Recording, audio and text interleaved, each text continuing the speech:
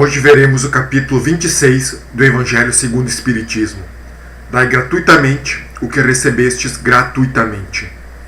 Em Mateus capítulo 10, versículo 8, Jesus diz: restitui a saúde aos doentes, ressuscitai os mortos, curai os leprosos, expulsai os demônios, dai gratuitamente o que gratuitamente recebestes.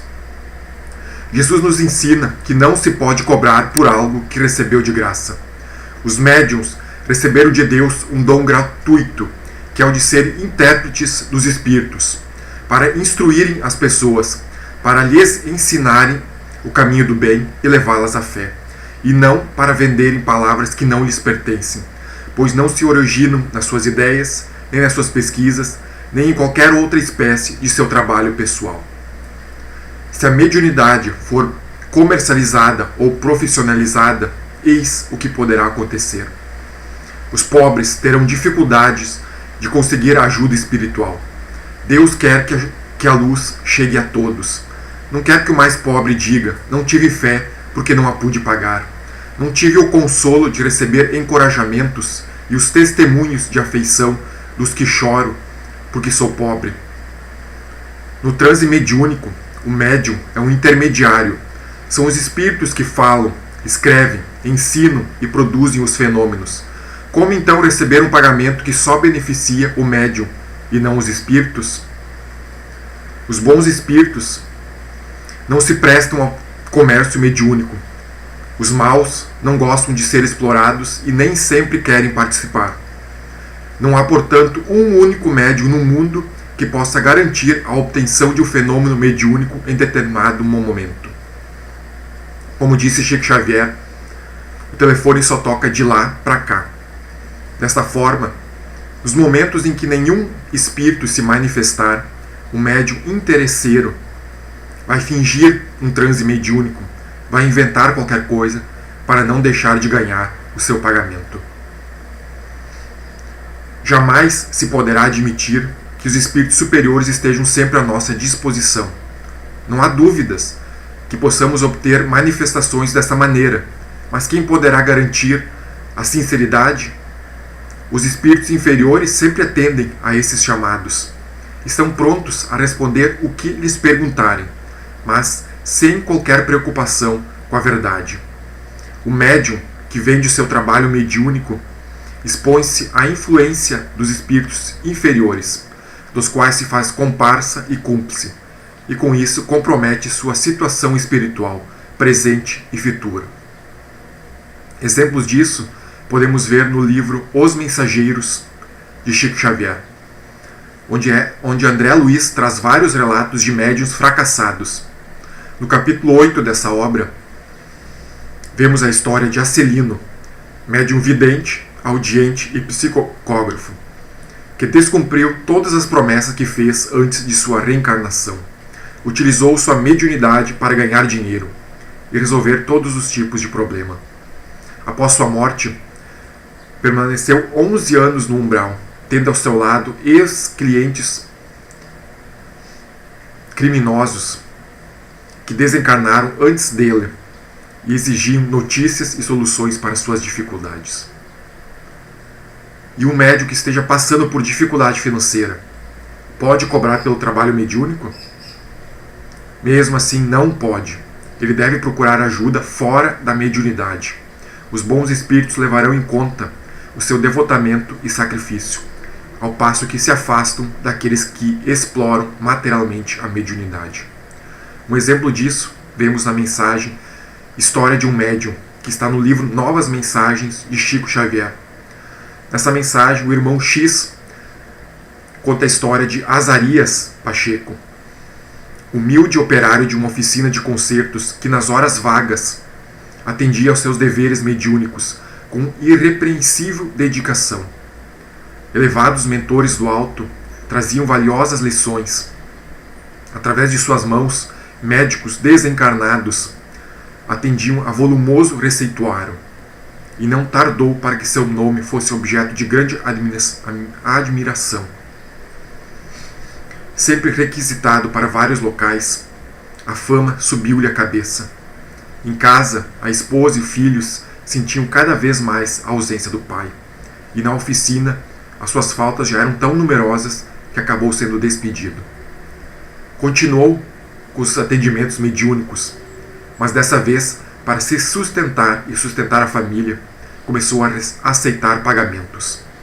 E com isso, os bons espíritos e seu mentor se afastaram. Azarias foi definhando pouco a pouco, doente, sofrendo de uma terrível obsessão e abandonado por todos, encontrou a morte num pequeno leito de hospital. Podemos comparar Azarias com Chico Xavier, que também era um trabalhador humilde, mas nunca cobrou nada pelos serviços mediúnicos. Pelo contrário, auxiliava a todos com o pouco que tinha. Inclusive, registrou em cartório que os direitos autorais dos seus livros não lhe pertenciam. E numa entrevista deu a seguinte declaração: graças a Deus, nunca entrou em nossas cogitações receber qualquer remuneração pelos livros psicografados, que os nossos amigos espirituais consideram como sendo um depósito sagrado. Mas é preciso que eu me explique. Eu tenho tido uma compensação muito maior que aquela que pudesse vir ao meu encontro através do dinheiro. É a amizade. O espiritismo e a mediunidade trouxeram-me amigos tão queridos que me dispensam tanto carinho que me considero muito mais feliz com esses tesouros do coração, como se tivesse milhões à minha disposição. Um outro exemplo de mediunidade cristã é a de Dona Ivone Pereira, a médium iluminada. Ela era médium vidente, audiente, psicógrafa, produzia efeitos físicos e ainda tinha o dom da cura. Nasceu numa família humilde e passou a vida toda na pobreza. Como o dinheiro era pouco até para se alimentar, procurava no lixo papéis de pães para poder psicografar os seus livros. Livros que são obras-primas. Memórias de um Suicida, por exemplo, foi eleito o 5º melhor livro espírita do século XX. Ela trabalhou incansavelmente no bem e nunca cobrou nada por isso. Infelizmente, poucos conhecem suas obras. Talvez por isso que Chico Xavier a chamava de a heroína invisível. Mas os livros da Zíbia Gaspareta aposto que a maioria conhece. Ela cobra os direitos autorais dos seus livros, e sem necessidade, pois sua família é dona de um grande curtume que exporta para vários países. E se acha no direito de cobrar, pois, de acordo com ela, é um tempo seu que está dedicando em ser secretária dos espíritos. E o que eu estou dizendo não estou inventando, está tudo numa entrevista que ela deu à revista Isto É, de 5 de junho de 2013. O que ela obviamente não disse é que tipo de espírito que ela recebe. O que é muito estranho é como alguém pode escrever um livro falando de amor e caridade e não praticar. A meu ver, é no mínimo estranho. Aquele, pois, que deseja receber comunicações sérias, deve procurá-las entre os servidores do bem, entre aqueles que não tenham nenhum outro interesse que não seja o bem. Também é importante saber que não são só os médiuns que sofrem as consequências da mediunidade paga. As pessoas que pagam por esses serviços acabam descobrindo que um problema que poderia ser de fácil solução pode se transformar numa tremenda perturbação espiritual. Pois, como vimos, os espíritos que frequentam esses lugares ainda estão no nível mais inferior. E se um médium recebe algum pagamento, eles também querem. Só que o pagamento desses espíritos não é em dinheiro, mas é sugando a energia do consulente, é influenciando negativamente os seus pensamentos. Na casa espírita Ramatiz, várias pessoas já foram lá procurar ajuda, depois de terem procurado esses lugares. Só que agora seus problemas estão bem maiores. Mas é muito mais fácil pagar para alguém fazer o nosso trabalho, né? Não tem ninguém pedindo para a gente melhorar, não precisamos nos esforçar, é só dar o dinheiro e ele que se vire para resolver as nossas dificuldades. O problema com isso é que não aprendemos nada e ainda corremos o risco de atrair para junto de nós espíritos inferiores. Há uma história que aconteceu na UTI de um hospital da cidade de Los Angeles, nos Estados Unidos, e diz o seguinte: uma mãe recebe a notícia de que seu filho está morrendo de leucemia e tem no máximo uma semana de vida. Ao receber a notícia, essa mãe fica tão chocada que sai do hospital e vai dar uma volta. Ao retornar, encontra o seu filho de 6 anos com os olhos abertos, que lhe pergunta: está perto, mamãe? Claro que não, meu filho. Estamos no melhor hospital dos Estados Unidos. Não há nada com que se preocupar. Está perto, mamãe? Sim, meu filho. Quantos dias, mamãe? Só Deus sabe, meu filho. Mamãe, quantos dias? Uma semana, meu filho. Que pena. Eu queria tanto ser bombeiro e agora não vou mais poder ser. Ela olha para o seu filho com o coração em pedaços, mas tem uma ideia. Corre até o telefone e liga para o corpo de bombeiros. Eu preciso falar com o comandante. Sou eu, senhora. Ela então narra sua situação, informando ao comandante que seu filho está morrendo de leucemia e que o sonho de sua vida é ser bombeiro. Como ele nunca poderá sê-lo, o senhor poderia enviar um bombeiro uniformizado para visitá-lo antes dele morrer? Posso, senhora, mas eu posso fazer muito mais. Como assim? Eu posso torná-lo bombeiro voluntário. Na próxima quarta-feira, eu estarei diplomando um grupo de bombeiros. E se a senhora me passar a medida dele, eu providenciarei um uniforme e ele poderá então se tornar bombeiro. Ela desliga o telefone e corre até o quarto de seu filho gritando: Bill! Bill! Você vai se tornar bombeiro. Que alegria! E chega finalmente o grande dia. O menino vem numa cadeira de rodas, usando o uniforme que lhe fora confeccionado, e tem a tarefa de hastear a bandeira dos Estados Unidos durante o hino nacional. Logo após o encerramento do hino nacional, soa o alarme do corpo de bombeiros, informando que há um incêndio. O comandante recebe a notícia de que é um incêndio pequeno, de poucas proporções. Então vira-se para o menino e diz: Bombeiro Bill, está ocorrendo um incêndio. Você não vai ajudar a apagá-lo? Os olhos do menino brilham de alegria.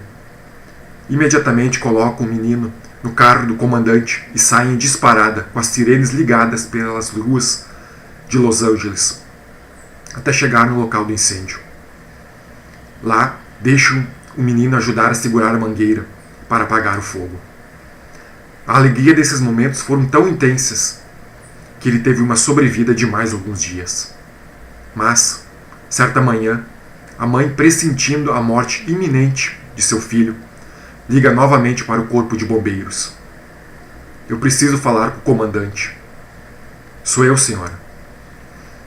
Bombeiro Bill está morrendo. O senhor poderia enviar um colega seu para se despedir dele?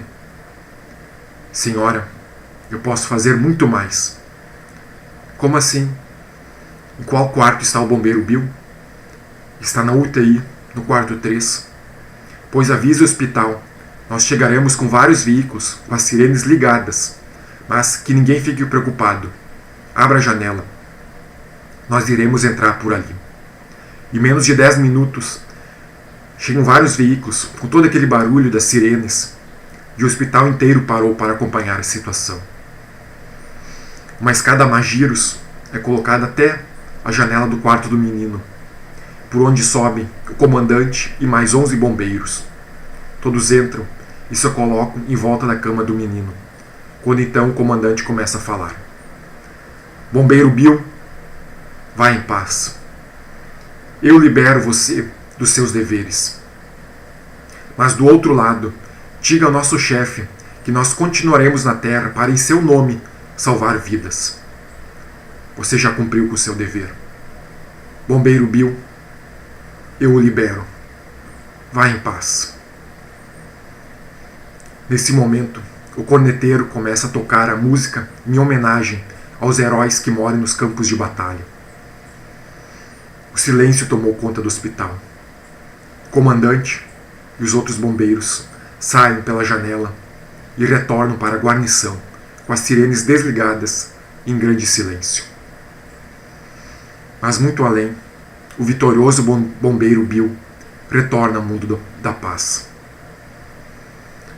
Caros amigos, nós podemos fazer muito mais. Não precisamos procurar esses lugares que cobram pela mediunidade para que eles façam o nosso trabalho. Deus não nos criou para o fracasso. Tenhamos confiança. Nós somos capazes.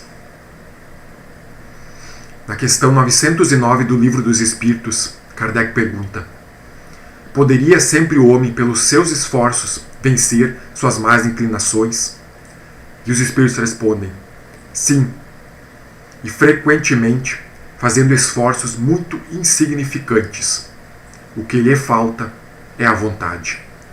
Ah, quão poucos dentre vós fazem esforços. Assim seja.